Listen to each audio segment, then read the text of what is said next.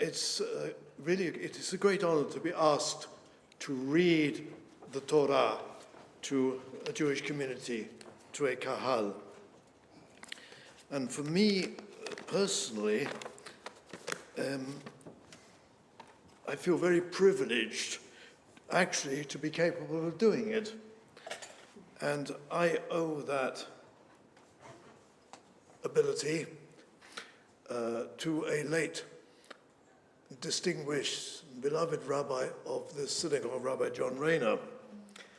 The Hebrew grammar in great detail that he taught me over a period of about a year and a half made a difference which I find almost impossible to describe, a difference to my experience of attending any service. Even though I had always been able to read the words in Hebrew and I more or less knew what they meant, I now possessed the tools to discover why they meant what they did. And this opened up a very wide field of interest. The only description that I can give, and I've felt, it's like when you see something which you've seen in black and white and suddenly you see it in Technicolor. Or alternatively, we're going to talk a lot about metaphor today, in 3D. So I want to look with you closely at just one word, which we have all said this morning in the Shema. So if you would turn to the Shema, we'll look at it, page 137.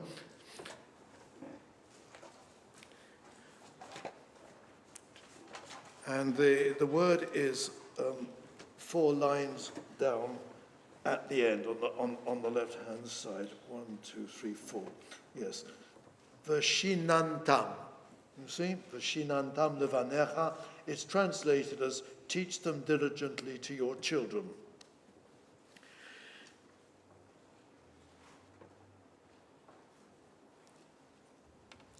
In order to understand the word properly, because it doesn't literally mean teach them diligently, it means something, it says something else, it's a figurative expression.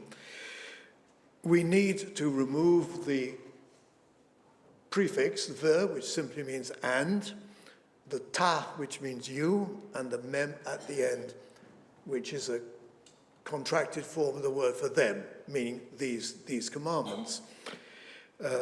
And we are left with 3 letters.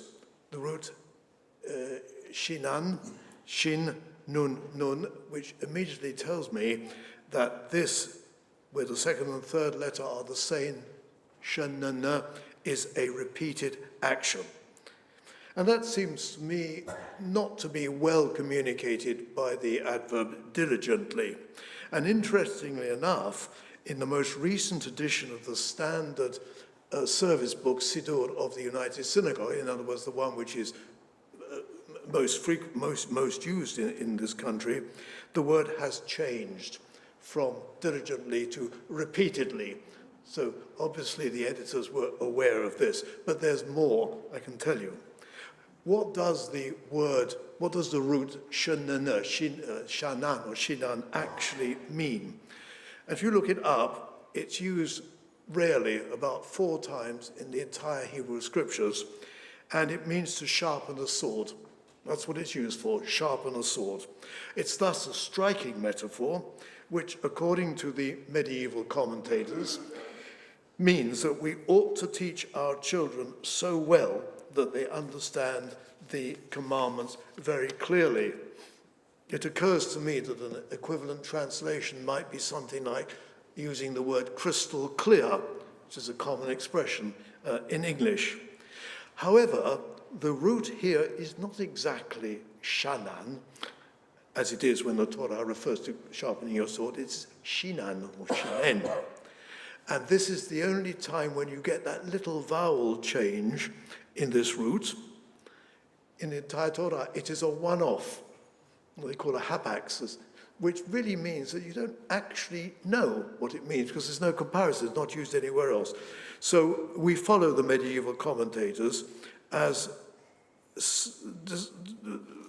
reading this as reflecting what in English would be an adverb, you do this in a certain way. So not only sharpen your sword, but to do it intensively, I should say, intensively. So we really have a lot of figurative language here. Sharpen your sword, do it intensively, and do it repeatedly and over again. So where is this teach them diligently, which has been, where does this come from? It has, if you look back, it goes back, thanks to Google, it's easy to do this, it goes back hundreds of years. Translators of the Torah, because it does come from the Torah, of course, have translated this Shinantam levanecha as teach them diligently your children, and it goes back to the deservedly the most famous translation into English, the Authorized Version, or the King James Bible as it's called, of 1611. Now, if we use the word teach, we are really ignoring the figurative power of shinen. However, what do we do about it? How do we in fact translate it? Most translators avoid literal translations of metaphors. Usually you can't do it. If, for example, you were to say, this is not my cup of tea, and you wanted to put it into French, you could not really say, cela n'est pas ma tasse de thé.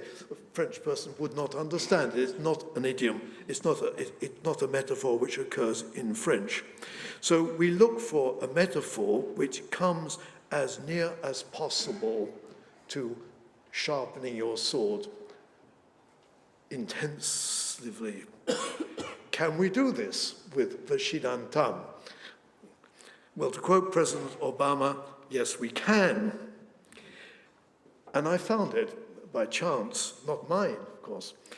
I recently looked at a revised translation, quite a recent one, 2011, which was done for the new edition of the service book, the Siddur, of the oldest Jewish congregation in England, the Spanish and Portuguese one, founded in 1656 for refugees from the Inquisition. Hear what this writes. Etch them deeply on, and then the minds of, which the translator puts in brackets because it's not in the original, etch them deeply on the minds of your children by constant repetition. I suppose we would have to describe this as a paraphrase rather more than a translation. But I think it has the great merit of reflecting that the Hebrew is indeed a figurative use, which is meant to impress us, and it offers the reader another but different metaphor, but one which I would say is acceptable in English, etch them deeply, as well as telling us that the Hebrew verb implies a repetitive action. Well, fellow members and guests, you might say, he ought to get out more, or does this matter? Who cares? What difference does it make? In my view, it certainly ought to matter to us here, because after all, what are we doing when we recite these historic texts, the Shema, the Amidah, Kaddish, and that little gem of a Jewish creed, Adon Olam, which is so much more than a jolly sing-song at the end. Another great teacher of mine, Rabbi Dr. Louis Jacobs, used to say that we are on, he used the word a quest, that's the word he used, a quest. You're not going to find the end. You're not going to find the pot of gold at the end of the rainbow, but the quest is important, and the quest is to try to understand what the Torah, in the Shema, you see, and our sages, the ones who selected or who composed these texts, such as Aleinu L'Shabbat or something like that, what did they mean about the great questions to which we search for an answer, such as the nature of the universe, of the divine, the relation between them, and our purpose here. Because we can't go any further than that. We can't get behind the wall of that question. And that's what we're doing, I suspect, when we recite these texts, unless we do it mechanically, which we, of course, should not do. So you see, the actual meaning of the texts and the words they include, what they meant in the Torah, or to those rabbis and sages who composed, let us say, Adon Olam, probably in the 13th century, they should matter to us. After all, how do we worship? We don't worship with animal sacrifices we did 2,000 years ago. We do worship by deeds, obedience to the commandments, but we precede those actions by words. For example, if we lit the candles on last night, when we do it, we say lahadlik ner shel Shabbat, to light the Sabbath light. And at the end of the service, going to make kiddush, and we're going to say, and the children of Israel shall keep the Sabbath. And as I think that, I'm going to say something daring. Actually, in almost every synagogue I've been to, they say the opposite. They say v'shamru, and it's v'shamru, if you want to say it in the future, which it should be. Excuse me, I couldn't resist that. And in fact, we say these things, and we shall be doing it in a few minutes. When we say Kaddish, we say La'ela min kol birchata shirata v'tushbachata. He is above all blessings, songs, poems, and words of praise that we say. So we say that we say them. We are indeed a highly literate religious culture. Words matter. And surely we do recognize the importance of words here in the LJS.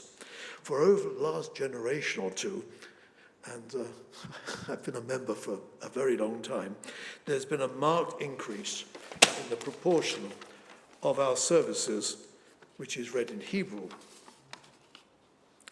And there is not the same indifference and even hostility which existed towards Hebrew, say, a couple of generations or less ago. I'm struck by the fact that everybody recites the Shema and the Amidah at the competence of readers, brachot before and after the Haftarah, for example. We never used to hear that a long time ago. But what is even more impressive is something that no synagogue that I know has. The LJS does. It offers tuition in Hebrew in about 4 or 5 different classes a week, from basic alphabet, aleph bet, right up to biblical grammar.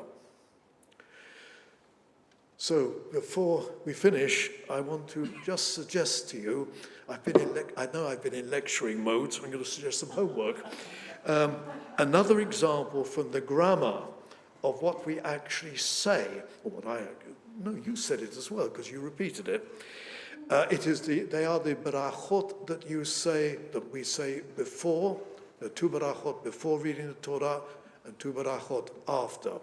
And the first of the 2 tells us that we were given the Torah, Asher Natan lano et Torato. Natan, he gave. And the second one says, Noten. Noten HaTorah, present tense. Natan, Noten. Why? I'll leave this with you, and I wish you a Shabbat Shalom U'Mevarach.